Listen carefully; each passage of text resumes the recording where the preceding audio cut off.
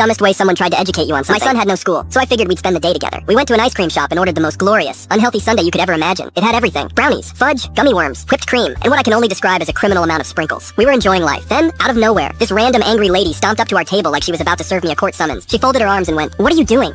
Eating ice cream?" I just shrugged. Spending the day with my son. Apparently, this was the worst thing I could have said. Her eyes widened, her jaw dropped, and she gasped like I just confessed to a federal crime. "You are ruining his life." "Excuse me? A child should never eat something this unhealthy. You're setting him up for failure." "Ma'am, it's ice cream." She went on this full TED talk about how I was stunting his growth and destroying his health, acting like I force-fed him sugar through a tube every morning. I explained that it was just a treat, that my kid eats normally most of the time. She shook her head. That's what all bad parents say. At this point, my son was trying not to laugh. I just smiled and went, "Respectfully, he's not your kid, and you need to shut up." "Wrong move." She snapped. She turned to the nearest employee, waved her arms around like she was trying to land a plane, and screamed, "Kick them out, they're poisoning that child." The employee just stared at her like she was an escaped mental patient. Then, with the straightest face possible, they went, "Ma'am, it's literally an ice cream shop." She turned bright red. Then she stomped out the door, knocking over a napkin dispenser on her way out. And out of pure, glorious, beautiful spite, I walked up to the counter and ordered my son another ice cream cone.